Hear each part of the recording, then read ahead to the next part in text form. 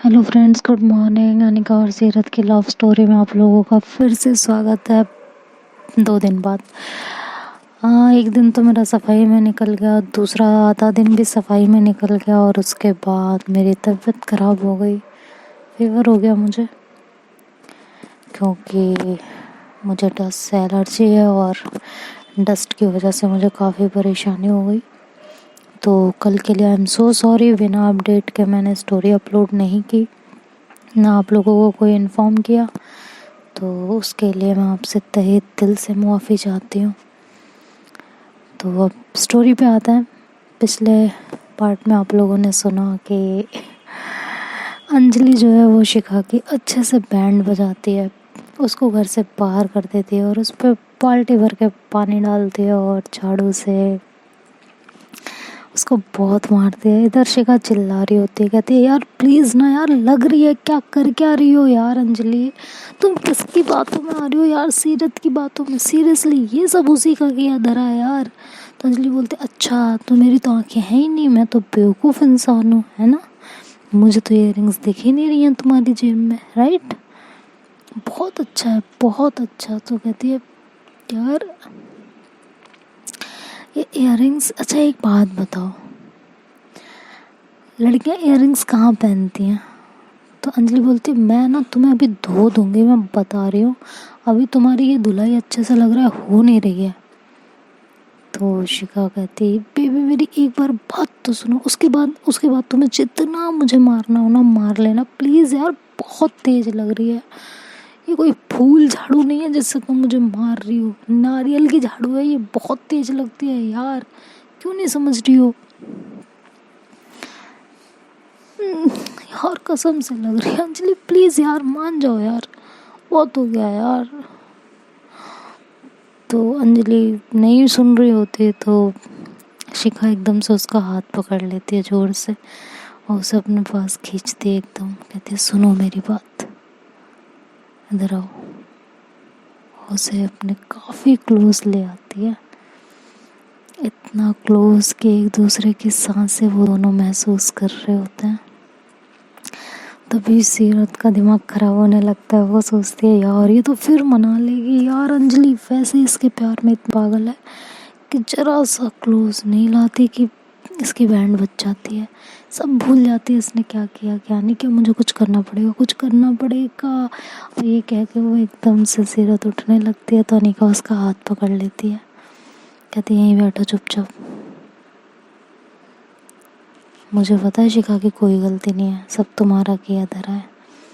तो सीरत ऐसे शॉक्ड होकर उसे देखती है, कहती व्हाट, कहती हाँ मुझे पता है, ये सब तुमने इसीलिए किया है ना कि वो तुम्हारे साथ प्रैंक करना चाहती थी।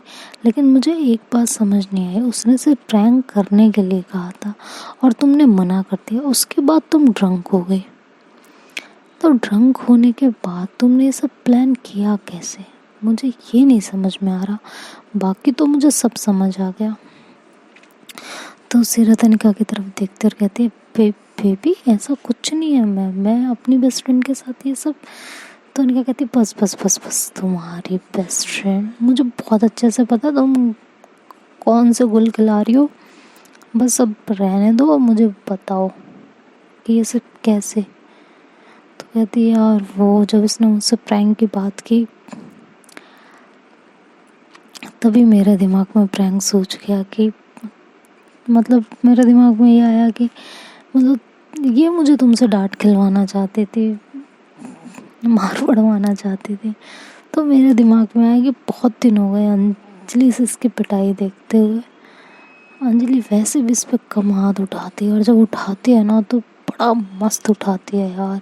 तो बहुत दिन हो गए थे इसकी पिटाई देखे हुए, तो मैंने ऐसा सोचा कि ठीक है बेटा, तू मुझे डांट खिलवाना चाहती थी तो मैं तुम्हें डंडे खिलवाऊंगी। तो मैंने ये सोच के ये रिंग्स मैंने तुम्हारे लिए ली थी एज अ गिफ्ट, और वो उसमें से एक इयररिंग निकाल के मैंने इसके पॉकेट में डाल दिया था। तो अनिका ऐसे सीरत की तरफ देख के हंस पड़ती है और कहती है यार हद है, तुम दोनों बेस्ट फ्रेंड हो या बेस्ट दुश्मन दुश्मन हो एक दूसरे के, ये बता दो मुझे। तो कहते ये सीरत ऐसा नहीं है यार, वी आर बेस्ट फ्रेंड्स, बस थोड़ी मस्ती तो चलती रहती है ना। अब बेस्ट फ्रेंड ही ना दोस्त के जीवन में आग लगाए तो फिर बेस्ट फ्रेंड होने का फ़ायदा क्या है यार। ये भी तो यही करती है ना, मेरी ज़िंदगी में आग लगाती है। तो उनका कहते हैं अच्छा बस अब नहीं करोगे कुछ भी। वो ऑलरेडी बहुत मार खा चुकी है बिना गलती के। इतना मार उन्होंने कभी खाया होगा बिना गलती के? हर बार गलती पे मार खाई होगी ना, अगर अंजलि ने मारा भी होगा तो सीधे ऐसे सोचने लगते और कहती है हाँ ज़्यादातर यही हुआ है कि अंजलि ने जब भी मारा है गलती पे ही मारा, आज पहली बार बिना गलती के पिट रही है। तो बोलती है तो बस अब कुछ नहीं। अंजलि ना बहुत सुलझी हुई लड़की है। और दूसरा चीज़ ये है कि ना अंजलि ने शिखा को अपने लिए तड़पते देखा है, अपने लिए परेशान होते देखा है। उसकी मोहब्बत कितनी है उसके दिल में वो महसूस किया है उसने, इसलिए वो उस पर जल्दी शक भी नहीं करती। बट जब ऐसा कोई प्रूफ देंगे तो फिर उसे तो करना ही पड़ेगा ना। आज अब तुम मुझे ये बातों में मत लगाओ, मेरे को जाने दो, बात संभालने दो। वो अंजलि को फिर पटा लेगी और कुछ नहीं कर पाएंगे अब। छोड़ो छोड़ो छोड़ो छोड़ो मुझे छोड़ो। तो अनिका एकदम से उसे नीचे सोफे पे बिठा लेती है, जैसे ही उठने लगती है और उसके ऊपर आ जाती है। कहते बस बोल दिया ना, नहीं जाना तो नहीं जाना।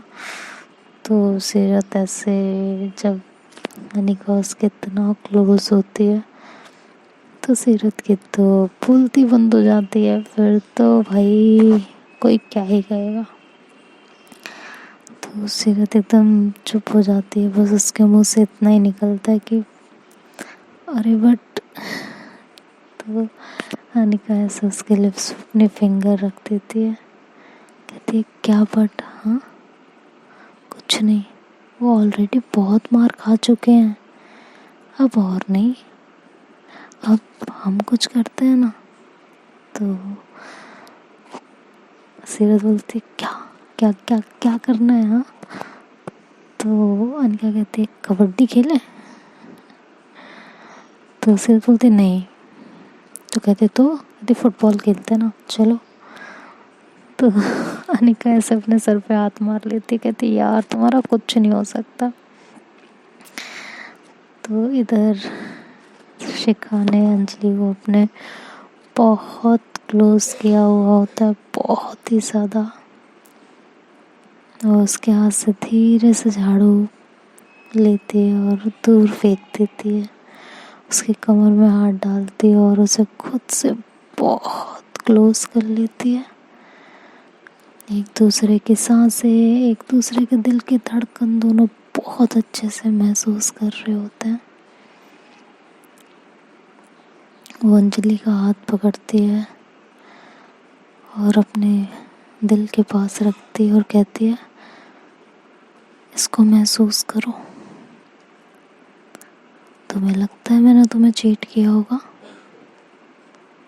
तुम्हें लगता है तुम्हारे अलावा मुझे किसी ने भी छुआ होगा? क्या तुम्हें लगता है मेरी इन नज़रों में तुम्हारी सूरत के अलावा किसी और की सूरत बसी होगी? क्या तुम्हें लगता है तुम्हारे प्यार के होते हुए किसी और का नशा मुझ पे चढ़ा होगा? बोलो अंजलि, तुम बताओ, क्या तुम्हारी मोहब्बत का खुमार मेरे सर से कभी भी उतरा होगा? तुम्हारी मोहब्बत में वो कशिश है जो मुझे हर वक्त तुमसे बांध के रखती है, जो मुझे सिर्फ तुम्हारे होने का ख्याल दिलाती है। हकीकत की बात छोड़ो, मैं सपने में भी तुम्हारे अलावा किसी का ख्वाब नहीं देखती। मैंने किसी को इजाज़त ही नहीं दी जो ख्वाबों में भी तुम्हारी जगह ले सके। मेरी ज़िंदगी में, मेरे दिल में, मेरी धड़कन में, मेरी रूह में, मेरे जिस्म पे, हर जगह सिर्फ तुम बसती हो। तुम्हें अभी भी लगता है कि मैं किसी और को अपने इतना करीब आने दूंगी? मैंने सिर्फ जिंदगी में तुमसे प्यार किया है, तुम पे एतबार किया है, तुम्हारा इख्तियार किया है, तुम्हारा इंतज़ार किया है, तुम्हारे हर दर्द को अपना समझकर उसे गले से लगाया है।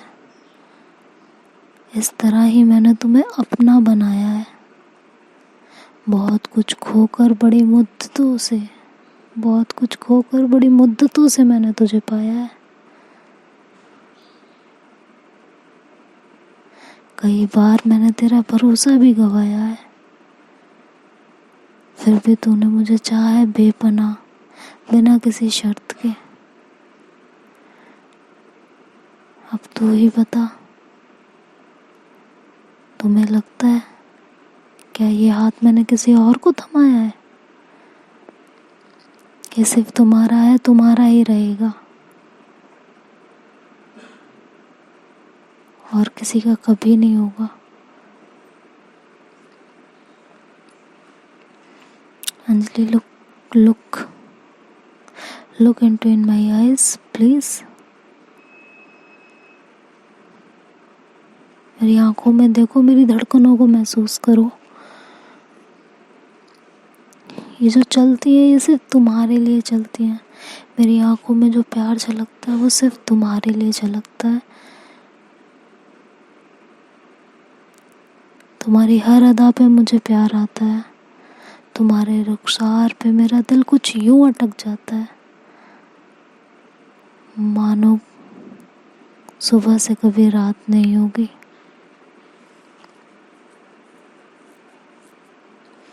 सुबह के पहले धूप की किरण जिस तरह उजाला करती है ना हमारी जिंदगी, तेरे रुखसार की लाली कुछ इस तरह खुशबू बिखेरती है मेरी जिंदगी में।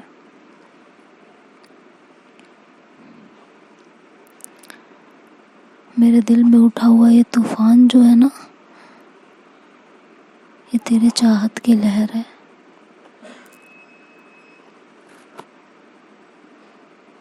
जो हर पल हर लम्हा मुझे डसती रहती हैं।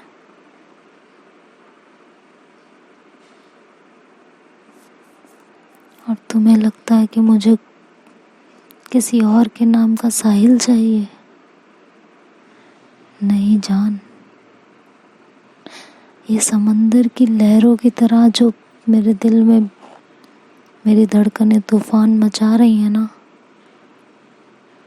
ये किसी भी साहिल से नहीं टकराती। ये तुम्हारी मोहब्बत के साहिल से टकरा के ही खामोश होती हैं, तभी इन्हें चैन मिलता है।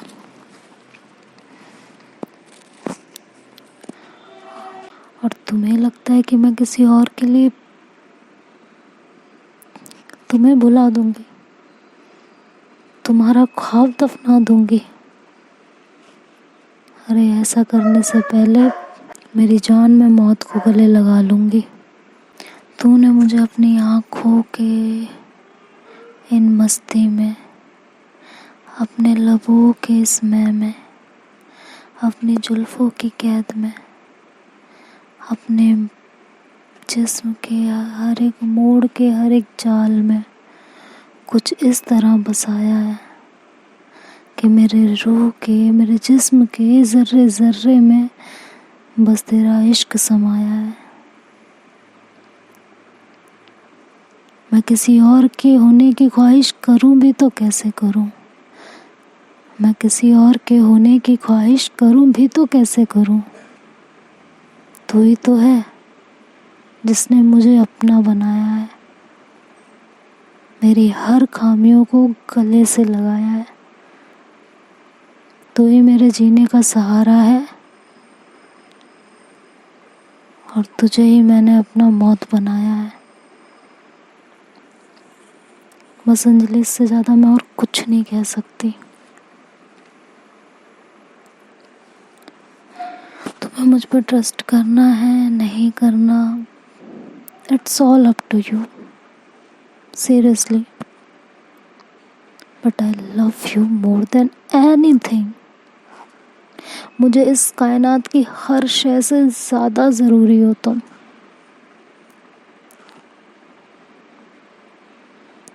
मेरे सीने में चलती हुई धड़कनों से भी ज़्यादा ज़रूरी हो तुम।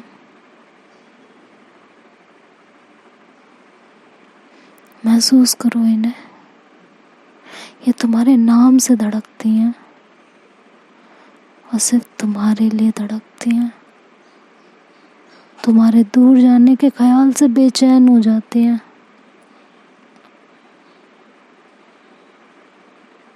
और तेरा नाम सुन के ये बस तेरी हो जाती हैं।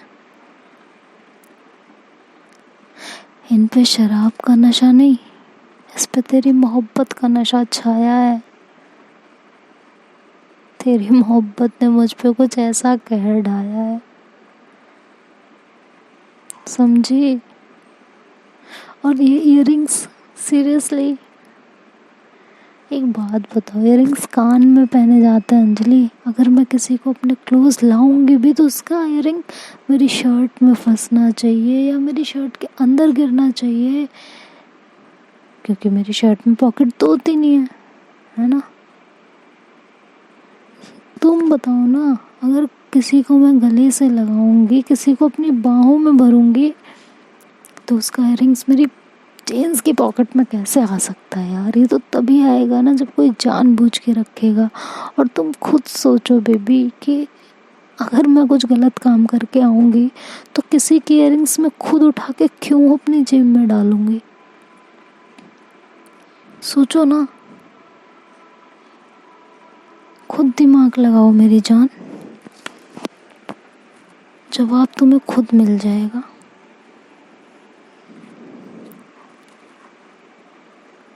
तेरे दिल से ये हर शक मिट जाएगा।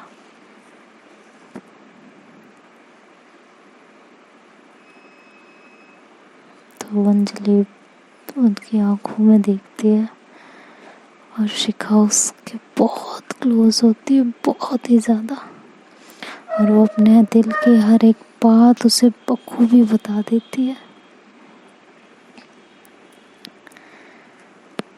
तभी अनिका वहाँ से उठ के आती है, इन दोनों को देखती है और अंजलि के शोल्डर पे हाथ रखती है और पीछे से सीरत भी आती है। सीरत अनिका से कहती है, तुम मुझे ऐसे छोड़ के कैसे आ सकती हो। तो अनिका सीरत की तरफ देखती है और उसके पेट में अपनी कोहनी मारती है और कहती है, बस चुप हो जाओ। अंजलि सुनो मेरी बात, शिखा बिल्कुल ठीक कह रही है। ये रिंग्स सीरत ने मेरे लिए खरीदी थी और सिर्फ ऐसे परेशान करने के लिए इसको पॉकेट में डाल दी थी, और कुछ नहीं है। क्यों सीरत, सही कहा ना मैंने। तो सीरत ऐसे चुप रहती है। तो अंजलि सीरत की तरफ देखती है और फिर शिखा की तरफ देखती है और अनिका से कहती है शिखा की तरफ देखते हुए, अनिका मुझे ना किसी के कहने से यकीन नहीं होगा, मुझे किसी के प्रूफ की ज़रूरत नहीं है। अभी शिखा ने मुझसे जो कहा ना मेरी आंखों में देखते हुए, वो भरोसा काफ़ी है,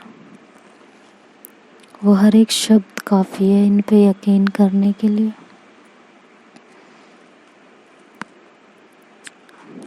जब इन्होंने मेरी आंखों में मुझे इतना करीब लाके एक एक बात बोली है ना, मुझे उसी पल इन पे एतबार हो गया और आज फिर से मुझे इनसे बेशुमार प्यार हो गया। तो शिखा ऐसे हंसती और कहती, अरे अरे शायरी, सीरियसली तुम और शायरी। तो अंजलि कहती है, अब तुमसे प्यार जो किया है तुम्हारा कुछ तो रंग चढ़ेगा ना मुझ पे। और ये कह के वो शिखा को अपने गले से लगा लेती है। शिखा ऑलरेडी बहुत काँप रही होती है, उसे ठंड लग रही होती है बहुत बुरी तरीके से, तो बहुत ज़्यादा काँप रही होती है और उसके मुंह से बस इतना ही निकलता है कि अंजलि आई लव यू, और ये कह के वो वहीं नीचे गिर जाती है। उसे बहुत ठंड लग रही होती है क्योंकि ठंड का टाइम भी होता है। तो अंजलि एकदम से उसे पकड़ती है और कहती है शिखा क्या हुआ। तो शिखा कुछ नहीं बोल पा रही होती है, उसके दांत काँप रहे होते हैं, हाथ पैर एकदम ठंडे पड़े होते हैं।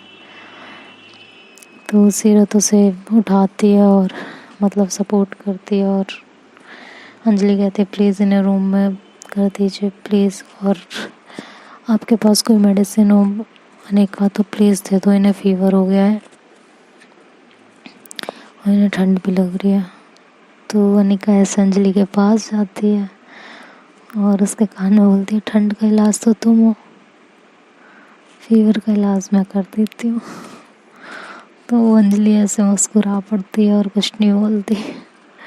तो अनिका अंजलि का हाथ पकड़ती है, उसे अपने रूम में लेके जाती है। वहाँ से उसे एक सेक्सी सा कुछ ड्रेस देती है, कहती है वेयर इट और उनके पास जाओ, उन्हें ज़रूरत है तुम्हारी।